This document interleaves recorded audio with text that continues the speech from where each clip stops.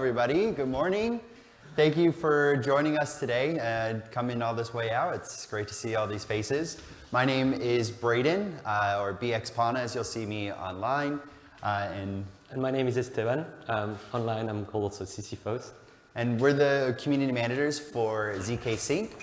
We're a layer 2 rollup built on Ethereum, and we use zero knowledge, or zk rollup is what we call it. And if you have any questions about it, you can come join us at the booth later today. We're happy to talk more about it. But today we're going to be really focusing on online communities.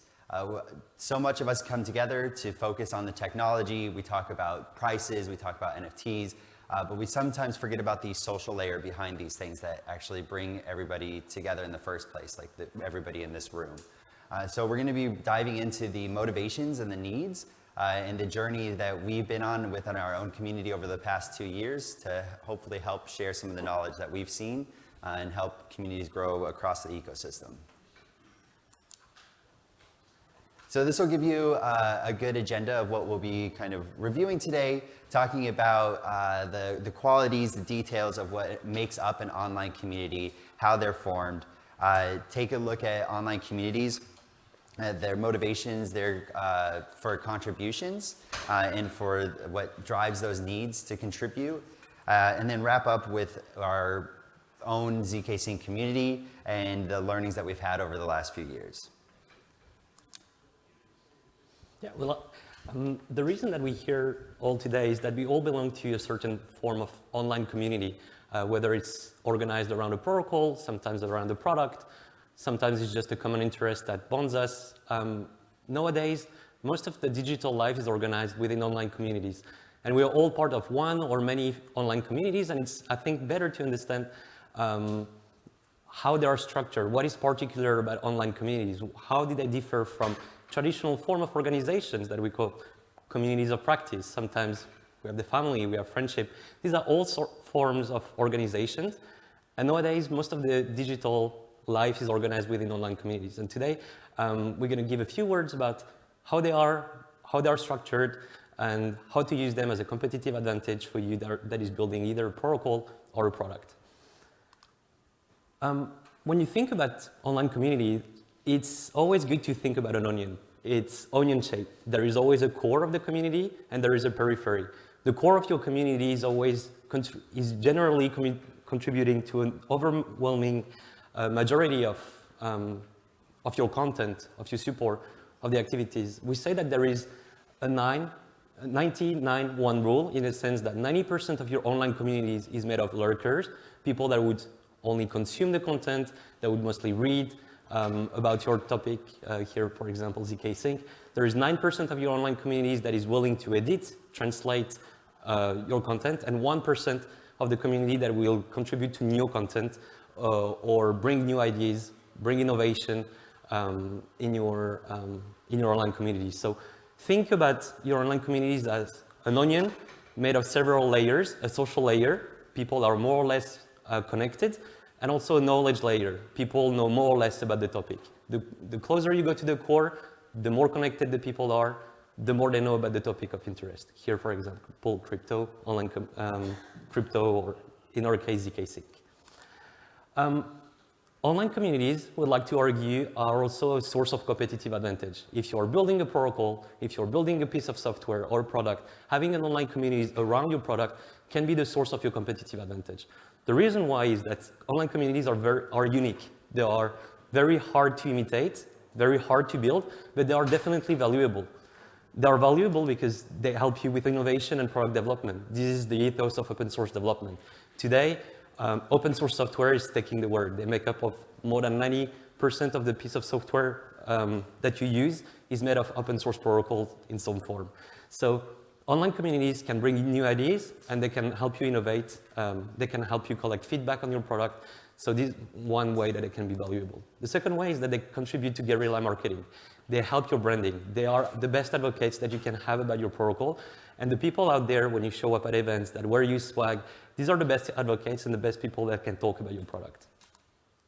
Another form of valuable contribution is hiring and training. You can hire from your online communities.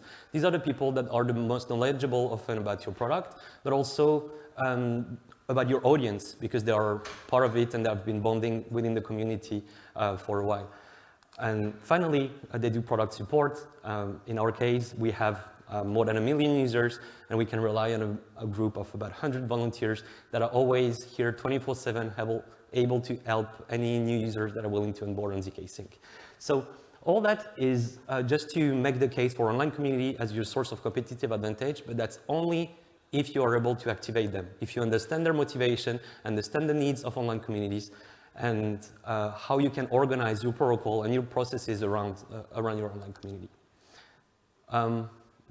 So generally, it's very strange for anyone to understand why people contribute to online communities. Here's a quote from Nobel Prize of Economics, Jean Tirole, and he asked, why should thousands of top-notch programmers contribute freely to the provision of public goods? It's a puzzle for economists because there is usually there is little monetary incentives for open source development. And that is at odds from two traditional kind of innovation. I would say private R&D, where you have a company, they do the R&D internally, they create a patent, and then they have a proprietary technology, and then that they can extract rent, and that's a form of incentive. The second form of incentive for knowledge production, we have academia, and this is where mostly status, prestige, and I would say comfortable position over tenure drives the production of knowledge. But online communities don't fit in either of these two boxes. They are their own beast, and it's paramount to understand the motivations to contribute and the needs of online community members. So let's classify all the motivations of community members to join in the first place an online community between intrinsic motivation and extrinsic motivation. People sometimes join just for ideology. I'd say that is at the center of the CryptoPunk movement, is that people were joining because they share a common ideology. Sometimes they're altruists, they just want to contribute freely to a project. Sometimes they just do that for fun. They truly enjoy the exercise of solving problems and communicating them online. But on the other hand, other side of the spectrum, you have also extrinsic motivation. People would do activities and contribute to online communities for the same reason they would contribute to a project by an employment contract. Sometimes it's career incentives, sometimes it's monetary incentives. And you have this broad range of spectrums of motivation, and you as a community manager or someone that is building a protocol around a community, you should be able to cater to all these different kind of motivations. And bear in mind that sometimes providing monetary rewards might be alienating the people that join for altruistic reasons, and vice versa. So it's important to understand the broad range of motivation that bring your online community together and be able to cater to all these different needs. You have several levers. Governance is one of them. You can have a protocol that is open or a protocol that is closed. You can have incentives that are monetary, tangible or intangible incentives. You can have, you can be sponsoring hackathons, events like this one, or giving grants to individuals. Finally, you can have a more or less open to closed software license, so open source software, or like more GPL licenses. And these are all the different kind of levers that you can use to cater to these motivations. I'd say that finally, the reason why people join an online communities are network effect. I think everyone has heard about flywheel effect in some form, or network effect is essentially the more users you have, the more it attracts users. These are the direct network effect. I'm on WhatsApp or I'm on Twitter because there are a lot of users on WhatsApp or there are a lot of users on Twitter. The indirect network effect are what drives, for example, the Ethereum growth. The more users there are on Ethereum, the more developers are attracted by Ethereum, and vice versa. So it's like, that's the indirect network effect. The same way, the more validators there are on Ethereum, the more decentralized it becomes, the more users are interested in that decentralized infrastructure. So network effects are just the motivation to contribute just because of the volume of the protocol. If you are able to gather on one side of the protocol, whether it's the users, the developers, the maintainers, sometimes just the investors, you can attract the other side of the protocol and kick off this flywheel effect. So after covering the motivations, we can also start taking a look at the individual needs and turning that into the community needs. So We take this idea of Maslow's hierarchy of needs. So it's typically for what an individual human needs for moving up this scale of like getting up to self-actualization. So we take this idea of basic needs in the community, and you want to think of it as having the necessities to be able to have a platform for people to get together based on the motivations that they have there. Whether it's the intrinsics to the extrinsic, we want to be able to provide a place for people to gather together. So for zkSync, for us, the motivation is to gather around the protocol and the technology behind it, the cheap fees, the scaling of Ethereum, and the platform that we provide is our Discord. We have a few different others, but a lot of the major activity happens on our Discord. But it provides that first basic layer that we need to get the community started. And you can think of this as a village that's starting up. They need that plot of land and a space, an area to call their own. What drives them out to there, whether it's they're trying to escape something, whether they're trying to gather new resources. Again, that's a different motivation, but again, you need that motivation and the platform in the area to start that. After that, we can take a look at the hierarchy of safety. And you're thinking of that as an area to build trust. So you want people to be able to go there and say, hey, if I'm sharing this knowledge, that you're going to be sharing your knowledge as well, and this is going to be happening in a transparent communication way.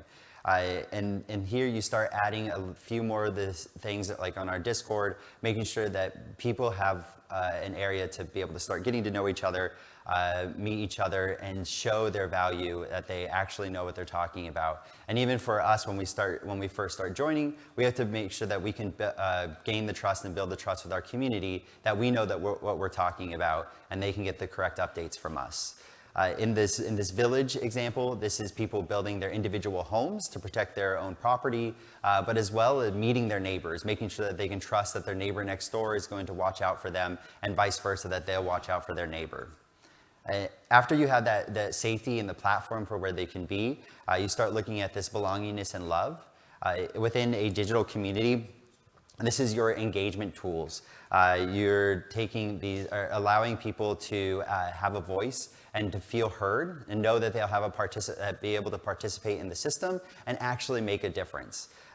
You don't want to have that defeatism of like, okay, I can go there and I can say something, but who knows what will happen. So for us, that's the different channels that we provide and allow people to have a voice, whether it's in our general channel, in the specific individual language that they want to get together and group with in the subcommittee, circling around games, NFTs, DeFi. We want to make sure that you have those avenues and allow people to set these sub goals, these sub interests within your community.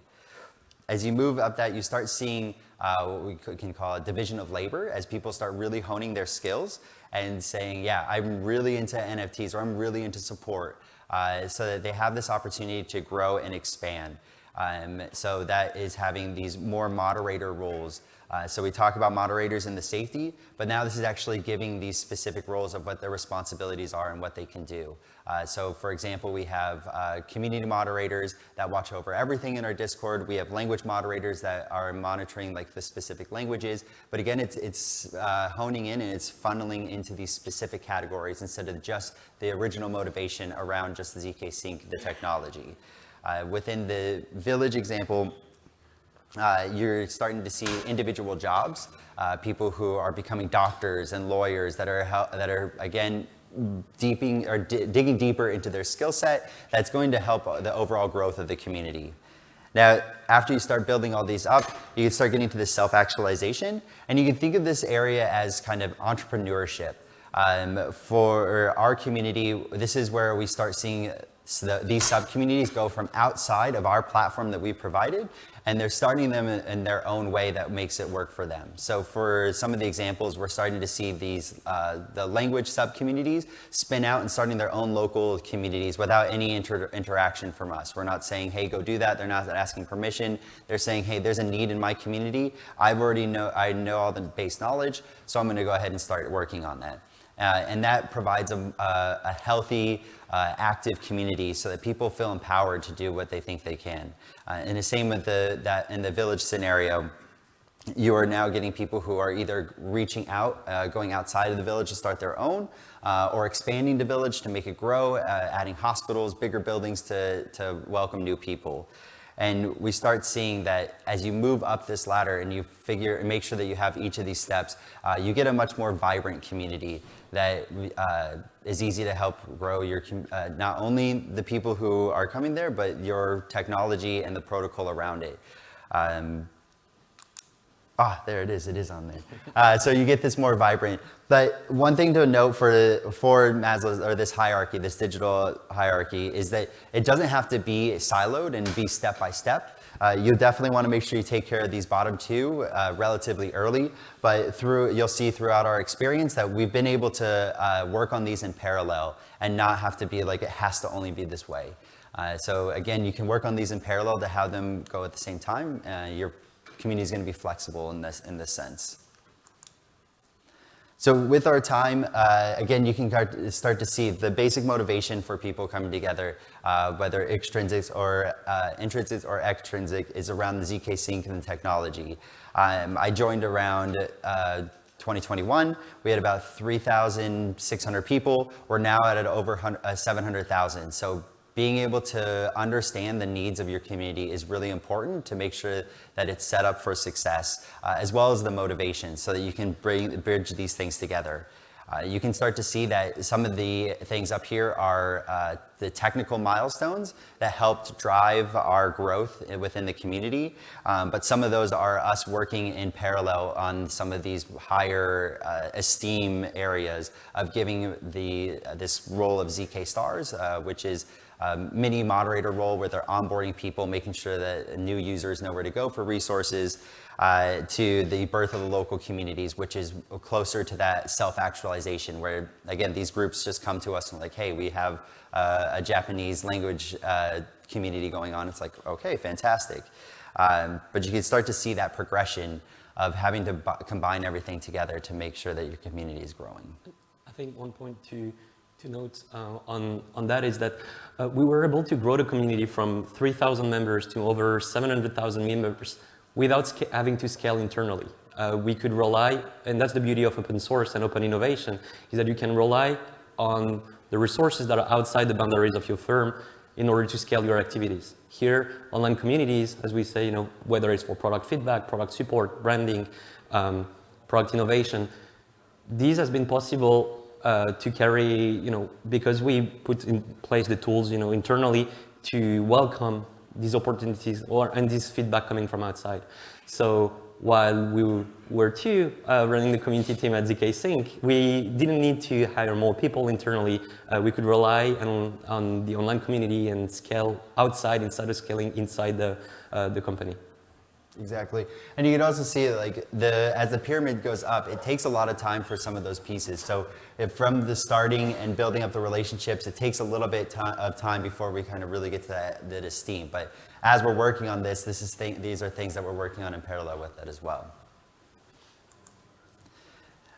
We can start looking a little bit deeper into the self-actualization portion that is still continuing to grow, but you can see the broader picture of the zkSync community, that onion structure, again, like an onion within an onion within an onion. So you have the different language communities, the ZK stars and the moderators, but all of these subgroups and all these sub-communities make up that larger community that we call the zkSync community.